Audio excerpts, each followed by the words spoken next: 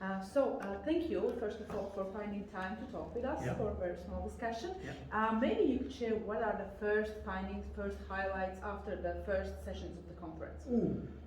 Two. One is that we are really seduced by Latvia to experience Latvia, so we're really enjoying that and waiting for some very nice days to really experience what Latvia has to offer.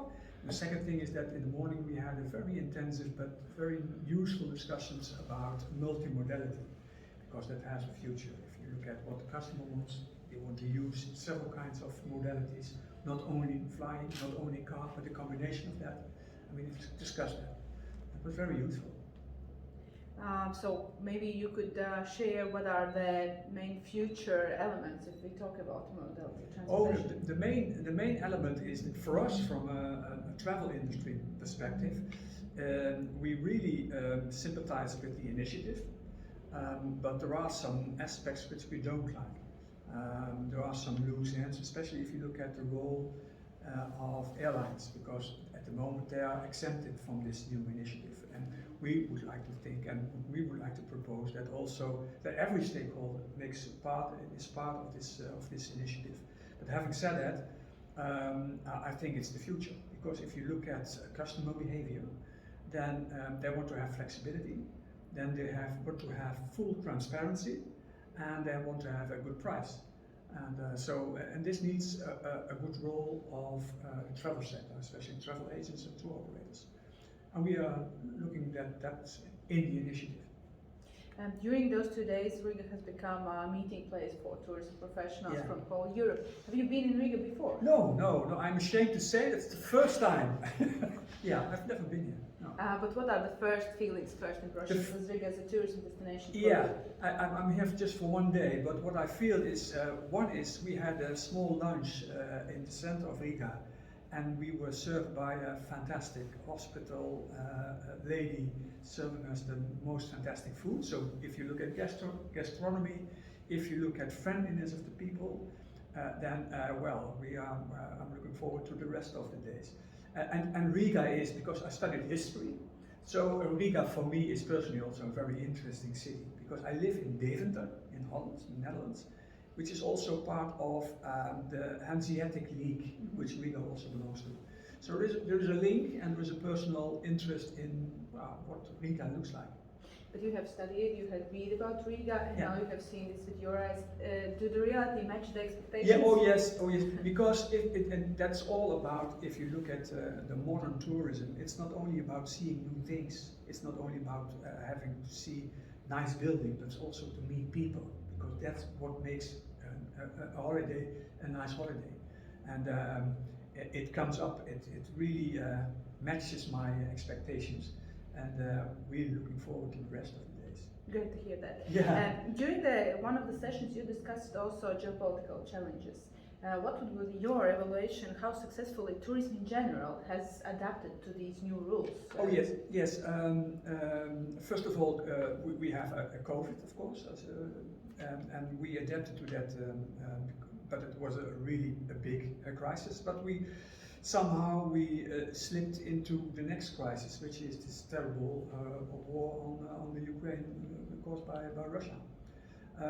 But we've adapted to that because, if you look at the choices a consumer has, they choose for other destinations. So we see a shift from Russia and Ukraine anyway, but also the related or the countries which are in the neighborhood of Russia and Ukraine. For instance, also Latvia.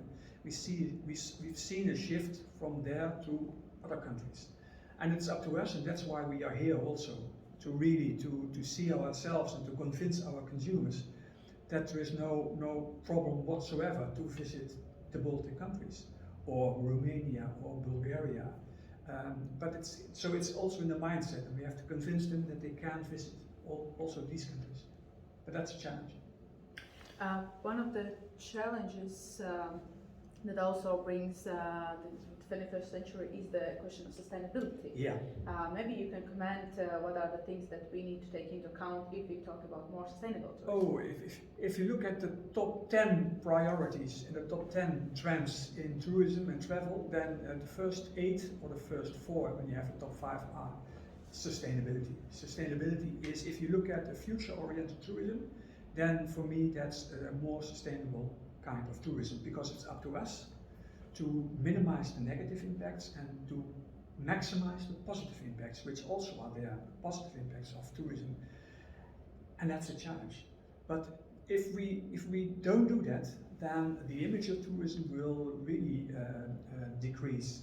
And so it's up to us to fulfill this role. And for us as intermediates, because we offer products from all over the world to consumers, it's to be transparent in the things we do. And so not only communicating about price, but also giving the consumer a very transparent information about impact of their journey. And that's what we are thinking about. What would be the main aspects in addition to sustainability? For example, you would suggest to focus tourism professionals to maintain the competitiveness, like for next 5 years, let's say. Can you, because I didn't understand what you mean. Sorry, the main aspects we should focus as tourist professionals to keep our competitiveness for next 5 years. Oh yes. There are two things. It's that's as simple as that. But having said that, it's also very complex. But one thing is having unique content. That's really essential. And the second thing is customer orientation, customer centricity, extreme customer centricity. And we're also going to talk about personalization and about being personal. And I think that's those two, content and being extremely customer-centric, that will make the success for the future.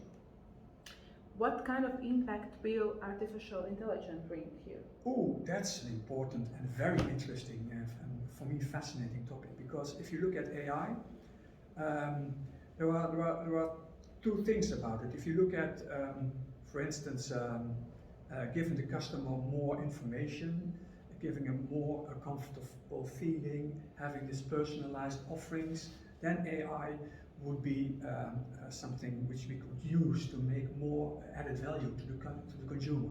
That's the positive side. The negative side, and we should worry about that, is if you look at ChatGPT, but all the other open AI systems, the next step, because we all know the system that it will give you answers and it writes texts and it's very useful at the moment. But the next step will be that you ask the system, please make a round trip Spain or a round trip in Latvia. And the next step will be just book it also without using travel companies. So it's also about thinking about reinventing your added value as travel companies. And we are really, every company should be involved in that. So it has negative sides, it has positive sides, but we certainly have to get involved in those kind of systems.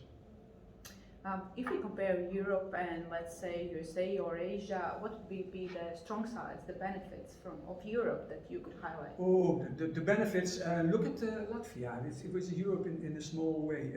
If you look at, it has such a various diversity of offerings to make to consumers. If you look at holidays and travel, different kind of cultures, different kinds of heritages, different kind of history, all in a reasonably small, compact area compared to the United States or to China. And that is what makes Europe so interesting, and still the most important travel destination in the world. That's also lovely to hear. Yeah. And in conclusion, maybe you could share the ECTAA priorities and plans for this and maybe also for the next year. Yeah, ECTAA priorities are first sustainability, and we have to get our act together and to have a common position about the future challenges. If you look at sustainability, so that's one. And the second thing is EU regulation, especially looking at the package travel directive.